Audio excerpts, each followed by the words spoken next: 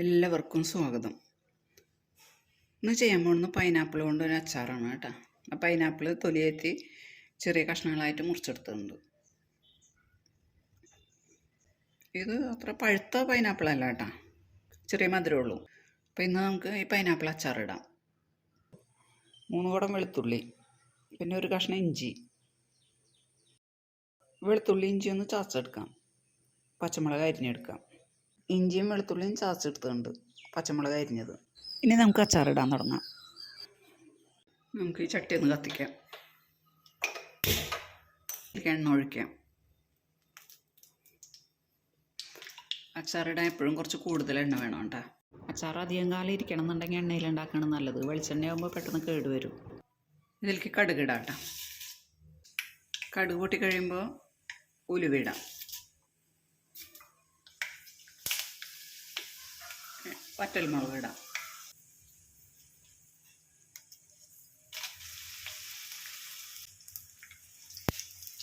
ഇനി വെളുത്തുള്ളി ഇഞ്ചിയും പച്ചമുളകും ചതച്ചതിടാം.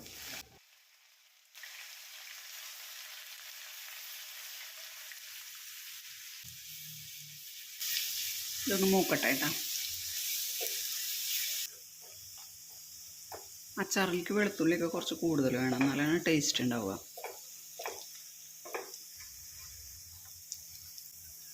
മൂപ്പായിട്ടുണ്ട് കേട്ടോ. തീ കുറച്ചിടാം. ഇതിലേക്ക് കറിവേപ്പില ഇടാം.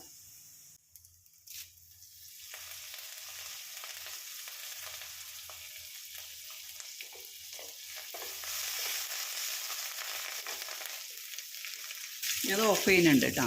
ഓഫ് ചെയ്തതിന് ശേഷം പൊടികളിടാം. ഇനി അത് കരിയും പെട്ടെന്ന്.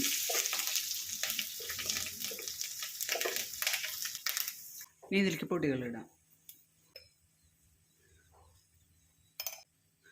1.5 സ്പൂൺ മുളക് പൊടി ഇട്ടിട്ടുണ്ട്. 1/4 സ്പൂൺ മഞ്ഞൾപ്പൊടി ഇടാം.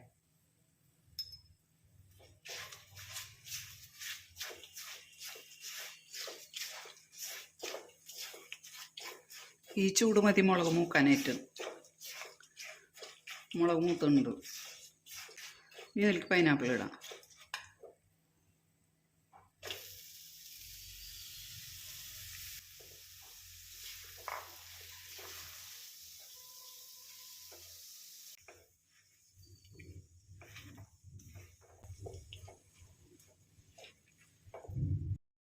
ഇതിലേക്ക് ഉപ്പിടാം.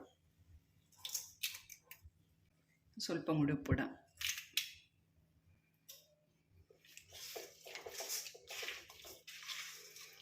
ഇനി അടുപ്പ് കത്തിക്കാം.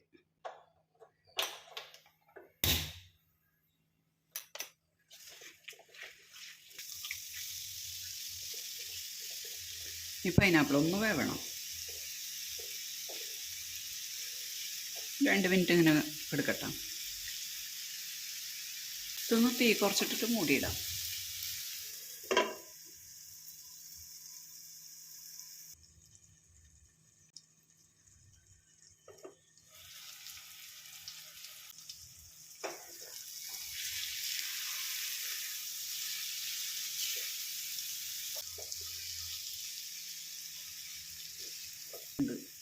വേവായിട്ടുണ്ട്. ഇനി ഇതിലേക്ക് വിനാഗിരി ഒഴിക്കാം. ഒന്ന് ആവി കയറിയാൽ മതി, പെട്ടെന്ന് വേവും. ഇതിലേക്ക് 1/2 ഗ്ലാസ് വിനാഗിരി ഒഴിക്കുന്നുണ്ട്.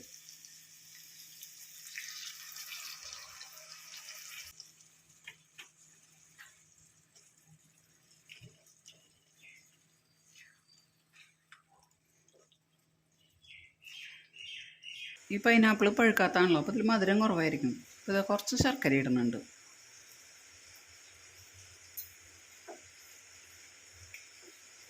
ഒന്ന് തിളക്കട്ടെ.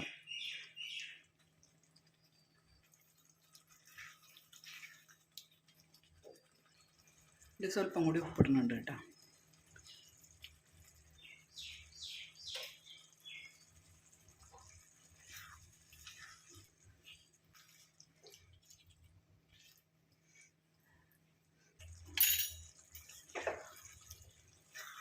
നല്ലപോലെ തിളച്ചിട്ടുണ്ട്. ഇനി ഇത് ഓഫ് ചെയ്യാം.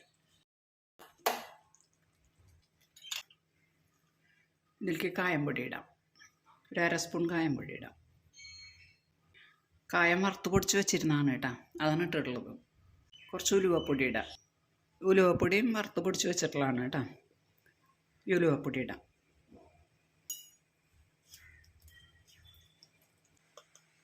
കായംപൊടി കുറച്ചും കൂടി ഇടുന്നുണ്ട് കേട്ടോ. കായംപൊടി ഇതും കൂടി ആകുമ്പോൾ ഇപ്പോൾ 3/4 സ്പൂണായിട്ടാ.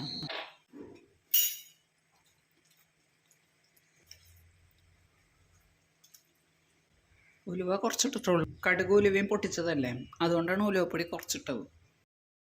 പിന്നെ ഈ അച്ചാറിന് എരിവും മധുരവും പുളിയും എല്ലാം കൂടിയായിട്ട് നല്ല രുചിയാണ് കേട്ടോ.